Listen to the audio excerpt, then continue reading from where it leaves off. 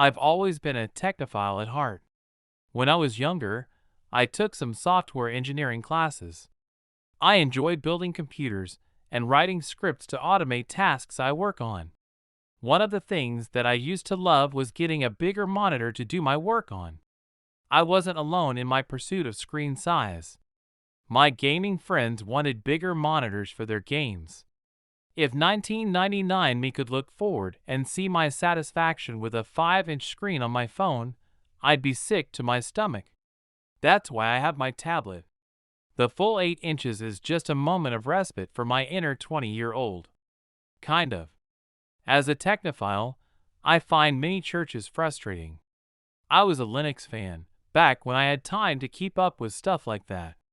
For particular use, I would go back to Windows, but as seldom as I could help it. Back in the day, Word and Excel were still better than anything Linux had to offer. These days, OpenOffice and LibreOffice are both just as good as anything the for-profit industry is putting out there. But back in the day, I hardly ever even loaded a graphical user interface. I would download a couple of Bibles in various formats and run scripts on them to compare them or make them compatible with each other. Then I would load that into an Apache web server and load the results up on the biggest monitor I had in a web browser. I wanted to see it all at once, with all the details. Having a father that had been raised Jehovah's Witness and family that were still witness, I had a fair bit of material pushing the thought that idolatry was basically any artwork used in worship. Even though I had been in church fewer than a dozen times at that point in my life, I had a picture in my mind of the ideal church as technically void, low light candles, small spare spaces, quiet prayers, and constant study. My perfect church was a monastery that lay people visited on Sunday. To prove that point, I used my mad text searching skills to examine what the Bible has to say on the subject. The text says that God inspired artists before he inspired the text, Exodus 35 verses 30 to 35, that the worship space was filled with beautiful statues, 1 Kings 6 to 7, and that a bronze snake saved the people. Numbers 21:9. Not only was the idea that worship space artwork automatically becomes idolatry not supported by the facts, it looks to me like the facts actually hint very strongly in the other direction. This was a surprise for me at the time.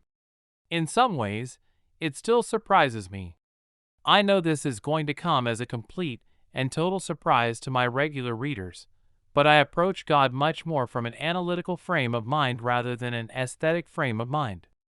I watch services from several churches on YouTube besides attending services in person, and I always skip over the singing parts to get to the expository preaching for the YouTube versions. I'm not really sure what statues or songs or pictures are supposed to do for the worship experience. I'm more of the quiet contemplation surrounded by a stack of books, or these days with 25 tabs open, kind of guy. I hardly ever really feel like I'm connecting with God during a church worship service that's centered on songs. I'm the one that feels more connected to God during the sermon, the study, or the prayers. I'm the exception, though. The vast majority of people feel God move in songs and beautiful art. And I can't claim to be immune to the aesthetic aspects. I don't feel closer to God with them, but that doesn't mean I don't enjoy them. I love a good movie with good special effects. I love beautiful artwork. I certainly wouldn't complain if those things were at the church I was attending. That the normies would feel closer to God is just a bonus. Every so often, a news article will come out about a church installing a big screen television or sound system or whatever, and the article will focus on the complaint that this money should be used for something else. There was a time when this created a conflict in me. I had read the Bible, checked the details, and you know what? The Bible encouraged installing the biggest, best, most extravagant, and most technologically up-to-date media system with the biggest speakers and biggest televisions available at the time.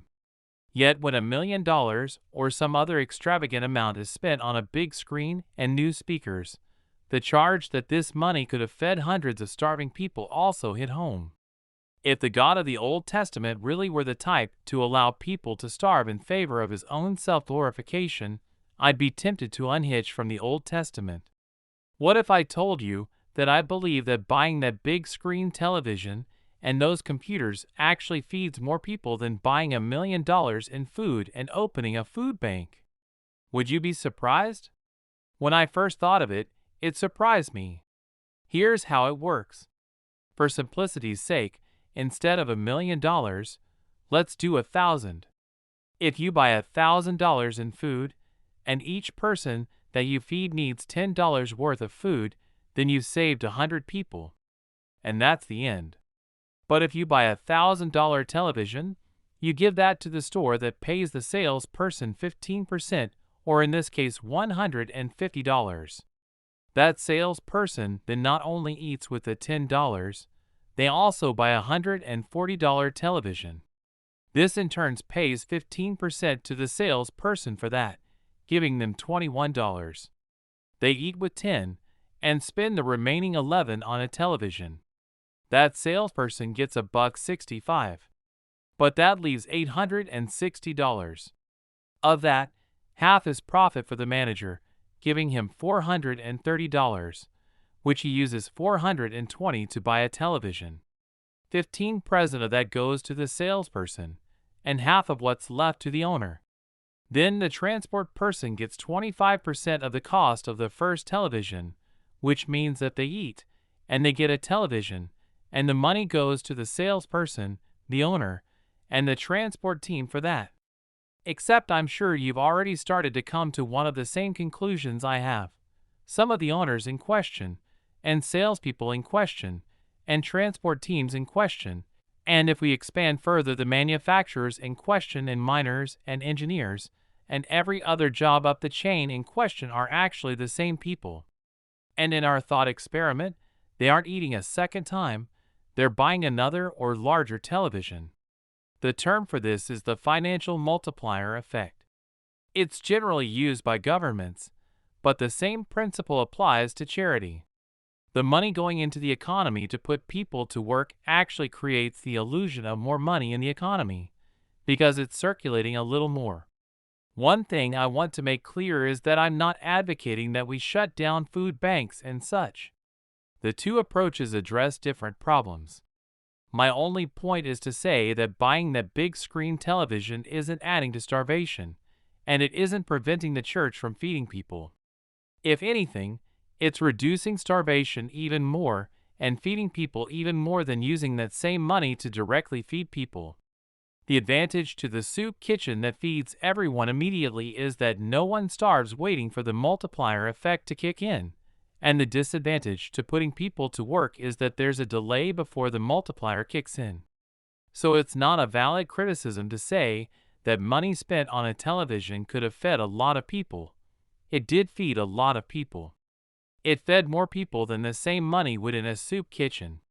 When I realized this, I realized that not only was my previous idea that a church should be sparse and contemplative wrong, it was sinful and evil on two fronts.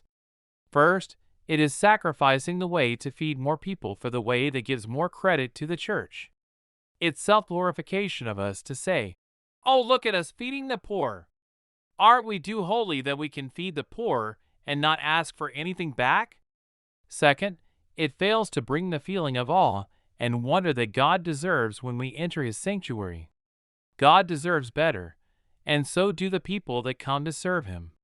This is why I've come to realize that the church should be the greatest patron of the arts. When the church commissions a $10,000 sculpture of the Last Supper, the money feeds the artist, the supplier of their sculpting medium, the salespeople, etc. It disperses into the economy and makes more work for everyone. Of course, there are points to be concerned about. If someone in the process becomes a money sink, that really does become the problem people talk about. Don't buy a $30 television from the pastor's nephew for $100. Pay a fair price for a fair product and make sure that the money is going to keep moving through the economy. The church should support local, indie artists just scraping by and bring them up to upper middle class level. At least, to the best of the ability for the church to monitor such things and the availability of such artists and considerations of that sort. One of the things that I would love to see is more churches get donations earmarked for art or electronic improvement. I know that the reasons it hasn't been done in the past. People don't want money to go to art when there are people starving.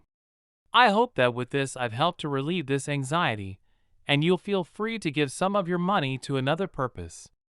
Another thing I would love to see is more Christian artists represented. To that end, if you are an artist that works in Christian themes, feel free to put a link to your website or profile in the comments. And if you represent a church that is always looking for artists, put your link in the comments as well.